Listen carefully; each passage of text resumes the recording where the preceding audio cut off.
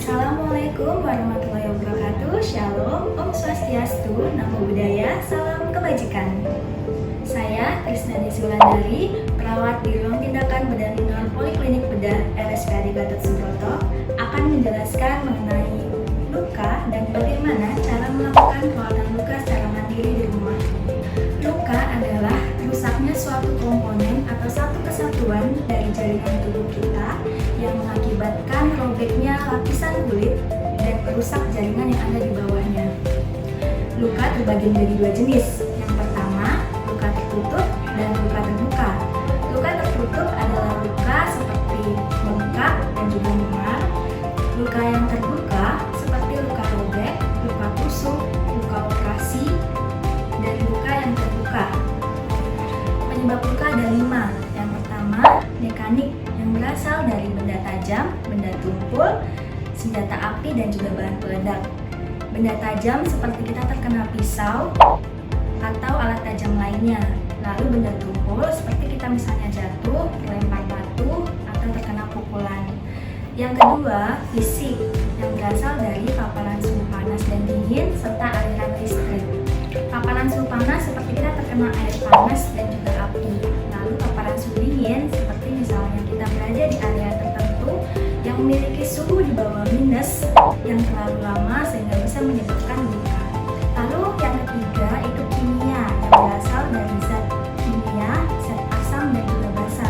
Contohnya seperti aki mobil, kemudian zat pemutih, minyak, air keras, dan air cuka.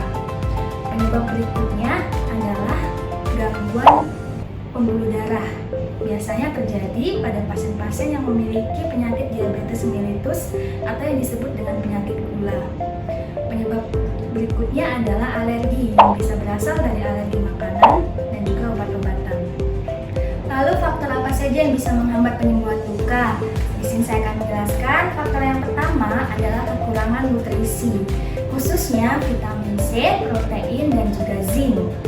Vitamin C itu berasal dari semua makanan yang kita makan sehari-hari, buah dan sayur. Contohnya seperti tomat, kemudian jeruk, pepaya, buah kiwi. Lalu untuk protein, itu ada protein nabati dan juga protein hewani. Protein nabati bisa kita dapatkan melalui misalnya tempe, tahu, dan kacang kedelai. Kemudian protein hewani bisa kita dapatkan lewat putih telur, ikan-ikanan, dan juga daging. Untuk zinc kita bisa dapatkan dari produk olahan susu dan juga kacang-kacangan. Lalu faktor berikutnya adalah stres. Saat kita mengalami stres, tubuh akan menghasilkan hormon kortisol. Nah, hormon kortisol inilah yang akan menghambat pertumbuhan sel-sel yang dapat berperan dalam proses penyembuhan luka. Faktor berikutnya penyakit seperti penyakit diabetes mellitus. Pada penderita diabetes mellitus itu glukosa tubuh itu meningkat sehingga menghambat segala sistem yang ada di tubuh, salah satunya sistem penyembuhan luka. Untuk faktor yang berikutnya adalah terjadi infeksi pada luka. Saat luka tidak dibersihkan dengan baik dan juga benar, akan meningkatkan resiko infeksi yang akan menghambat penyembuhan luka tersebut. Tanda-tanda infeksi yang bisa kita lihat yaitu munculnya kemerahan pada area sekitar luka, luka menjadi membengkak, timbul bau yang tidak sedap, dan juga keluar cairan ataupun nanah dari luka. Untuk itu, saya akan mendemonstrasikan bagaimana cara melakukan perawatan luka secara mandiri di rumah, khususnya untuk luka-luka terbuka atau luka yang kotor dan juga basah. Sebelum kita melakukan perawatan luka, kita perlu mempersiapkan alat dan bahan yang digunakan untuk perawatan luka secara mandiri di rumah. Nah, di sini sudah tersedia alat dan bahannya. Saya akan menjelaskan satu persatu.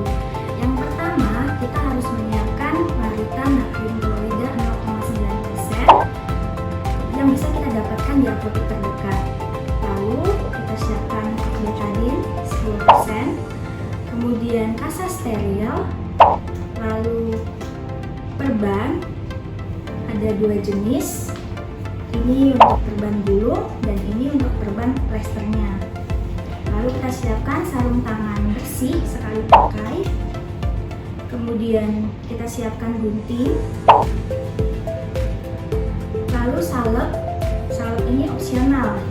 bisa dipakai, bisa tidak, tergantung jenis lukanya. Kemudian ada madu.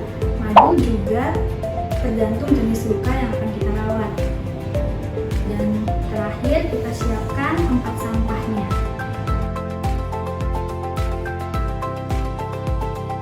Baiklah, setelah saya menjelaskan persiapan alat dan bahannya, saya akan mulai untuk mendemonstrasikan bagaimana melakukan perawatan luka secara mandiri di rumah. Untuk pertamanya, kita cuci tangan terlebih dahulu.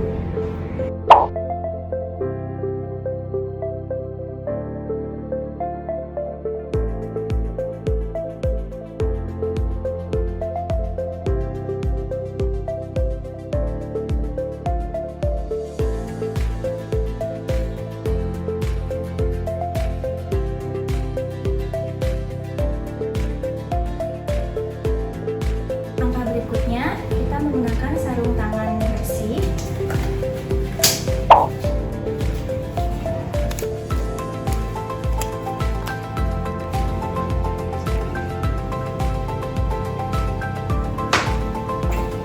Lalu kita persiapkan NaCl yang akan dipakai.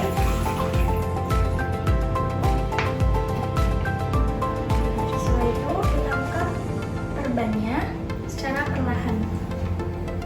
Selanjutnya, kita buka perbannya. Pertama kita basahin dulu agar tidak sakit saat melepas perbannya.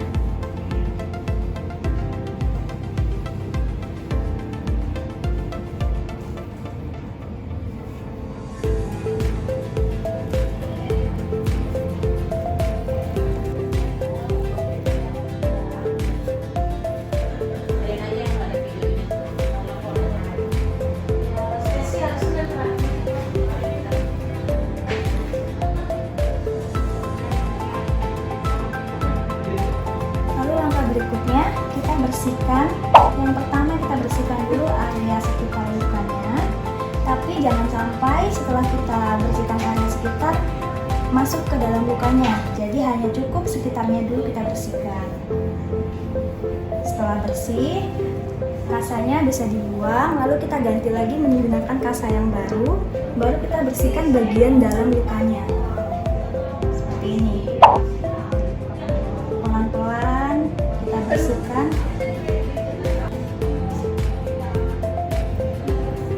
Karena lukanya terdapat nanah di dalamnya, bisa kita keluarkan dulu dengan cara menekan perlahan sampai nanahnya keluar dengan sendirinya. Setelah nanahnya dirasa sudah bersih, kemudian kita bersihkan kembali area dalam luka.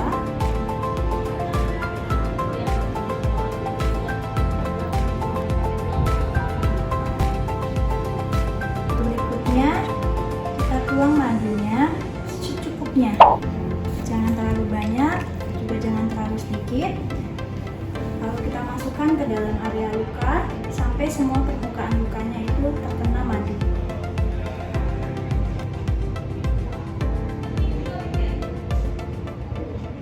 Setelah semua permukaan lukanya terkena madu, kita beri secukupnya madu di atas kain kasa yang bersih. Lalu kita ratakan.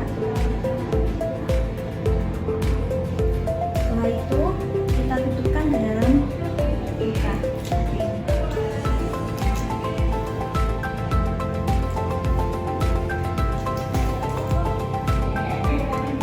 Kita tutup luka menggunakan kasa secukupnya. Karena ini termasuk jenis luka yang basah, maka saya menggunakan kasa sedikit tebal. Setelah luka tertutup dengan kasa, lalu kita beri perban. Kita ukur dulu secara perlahan agar perbannya.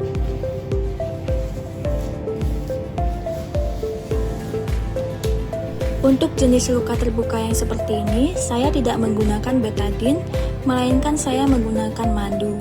Alasannya karena madu bisa membantu pertumbuhan jaringan sehingga nanti jaringan akan naik dan lama-lama akan menutup. Betadine dapat digunakan untuk jenis luka terbuka yang sederhana, itu pun hanya untuk membersihkan area sekitar luka sebagai antiseptik, tidak untuk membersihkan area dalam karena dapat menyebabkan iritasi pada jaringan dan melambatnya pertumbuhan jaringan. Luka terbuka yang seperti ini sebaiknya dirawat dalam 2 hari sekali, namun apabila dalam 1 hari perban sudah tampak kotor dan basah, sebaiknya segera diganti agar luka tetap terjaga kebersihannya dan terhindar dari infeksi. Saya melakukan perawatan luka, jangan lupa untuk mencuci tangan kembali agar tangan kita tetap terjaga kebersihannya. Baiklah, demikian demonstrasi perawatan luka secara mandiri di rumah yang bisa Bapak dan Ibu lakukan sendiri di rumah agar lukanya bisa terawat dan terjaga kebersihan. Demikian demonstrasi perawatan luka secara mandiri di rumah. Semoga video ini bisa bermanfaat